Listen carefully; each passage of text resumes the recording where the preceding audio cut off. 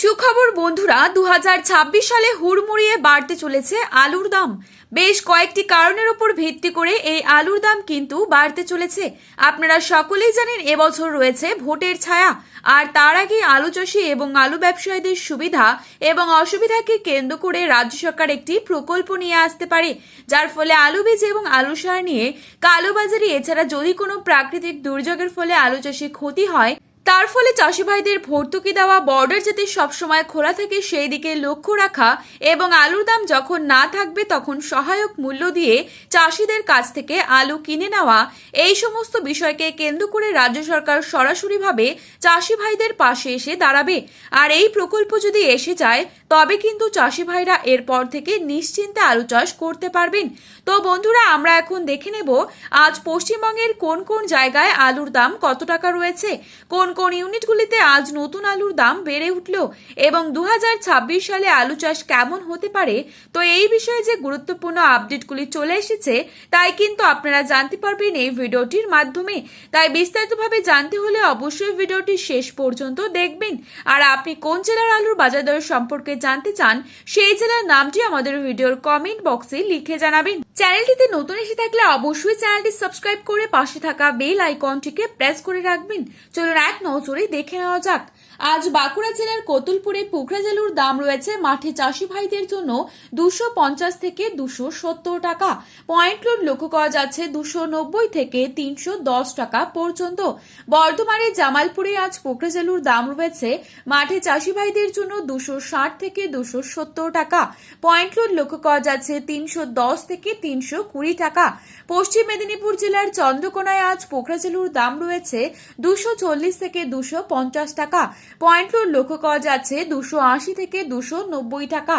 বর্ধমানের ঘুষখরা, যেখানে মাঠে চাষি ভাইদের জন্য পোখরাজ আলুর দাম রয়েছে 260 টাকা। পয়েন্ট লোড লক্ষ্য করা যাচ্ছে 300 টাকা প্রতি 50 কেজি।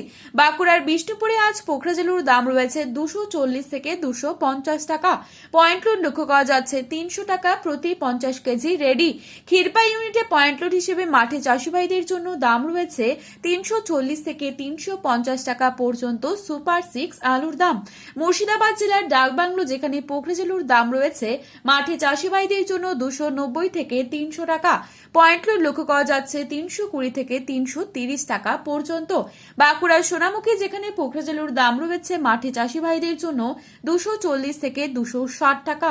পয়েন্ট লোড লক্ষ্য করা যাচ্ছে 290 টাকা পর্যন্ত। গলসিতে আজ পোখরাজ আলুর দাম রয়েছে 240 থেকে 260 এবং পয়েন্ট লোড লক্ষ্য করা যাচ্ছে 300 টাকা। বাঁকুড়ার ইন্দাসে পোখরাজ আলুর দাম রয়েছে 280 টাকা। পয়েন্ট লোড লক্ষ্য করা যাচ্ছে 290 থেকে 300 টাকা।